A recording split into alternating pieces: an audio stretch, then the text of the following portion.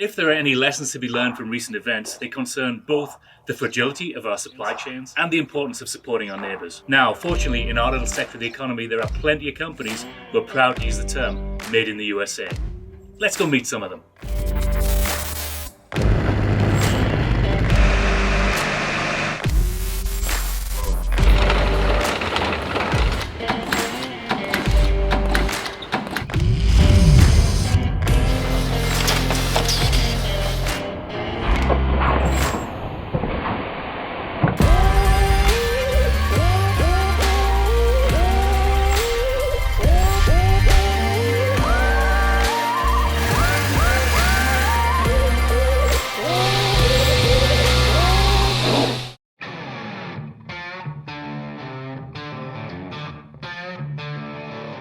So a little history about Dawson Knives. We started back in 1973. It started with Barry Dawson. We didn't have a nice building or all this wonderful stuff that we have today.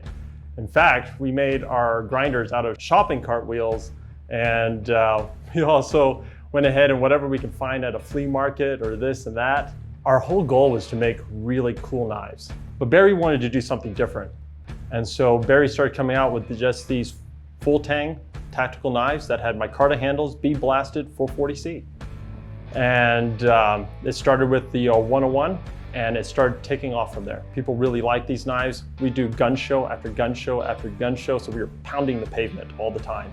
Then Lynn Dawson, that's Barry's niece, she started coming into it, and she really took to the art, and she took a whole different step. So instead of these basic, very utilitarian knives, we ended up getting these beautiful file work and these nice lines and these palm swells and everything that really showcased Lynn's side and brought that female aspect to it that we were missing. Everything that we do here, we do it in-house. And so we pride ourselves in that, and we've always supported our troops, and we always bought here. All the raw material comes from this country. And that's not an easy feat to do. I mean, it's pretty difficult. And so, but we stay by that, and we keep teaching the next generation, and now we've hired employees and guys are enthusiastic about it, and we just pass that passion on. So what is the appeal of building a knife by hand instead of just doing a factory knife? When you build something with your hands, you have a soul to it, and you can feel it. Your body remembers things. See, when a machine does something, it's soulless, and so it's just very rigid. And so machines are very rigid. They're not going to round this or do this. There's no feel to it. So when you put it in your hands, it feels like if you're a Lego person, it'd be great to just slide into your little Lego hands.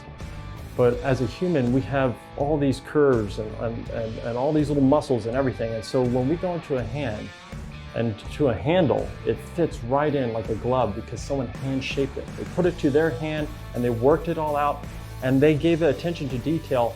And someone once told me, he said, you can be the best engineer in the world, and you can be great at what you do, but if you do it without love, it's nothing. It's not worth anything. And that's the difference between a craftsman and a machine, love. So the whole design process and how that works here at Dawson Knives, we're a Christian company, and so we abide by that. And the funny thing is, when we start on a direction, we'll pray about things. Before we even get moving forward, we'll pray about it as a family. And then after a while, someone will have some type of inspiration, and we'll draw it out. We'll say, okay, let's see how this is gonna work. So we start drawing it out, we start putting it together, then it'll come to me, and I'll put it in the CAD machine. So I'll start doing CAD and start working it all out and doing all the little curves. Then we'll cut out a model. And then we'll feel it and say, how does this feel? Okay, we need to balance the weight and everything. And so after we cut it out, once we get to that point, Dennis will hand grind it. We kind of do a mock-up of it. We'll hand grind it, we'll put a handle on it, we'll shape it, and then look and see how we like that.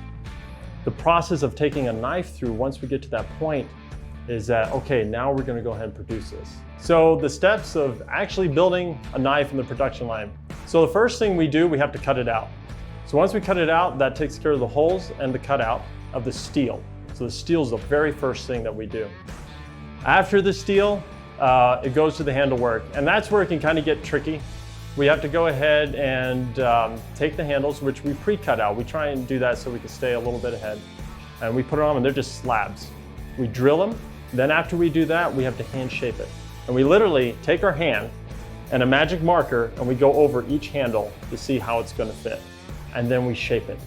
So after we shape that knife, then we get done, then we go ahead and heat treat that steel. So that handle's done, we heat treat the steel. After the steel is heat treated, we go ahead and take it from that process and grind it. And so after we go ahead and grind it and get it to where we want it, we put them back together, we put the name back on it, and then we start doing the sheath work. I'm gonna tell you that we're blue collar workers and we have a passion for our country. And because of that passion, we seek to make an excellent product, and we really stand behind this idea that Americans can make the best things on the planet. And we've seen this time and time again. When you have that love in it, you have this amazing product that you know that down the road, maybe 20 years from now, maybe 30 years from now, you're gonna see someone coming back, like a great grandson, and say, hey, my grandpa gave me this knife, and I have this resharpened. And I'm seeing that now. Knives from the 70s coming back. And people don't want to get rid of that.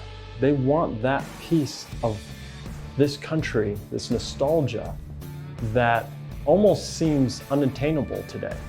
And I think with what is going on with COVID-19 and all that, and not being able to get your products from China or this and that, people are starting to come back and say, you know what, I want to support small businesses. I want to support our economy, and I want to support the people that give that love and passion every day for us. And I want to have a piece of that, and that I'm proud of. And so it does drive us. I think that there's a lot of passion and there's a lot of desire every day to go out there and just make the best that we can, because we're a representation of this country and of our drive and of our name, Dawson Knives.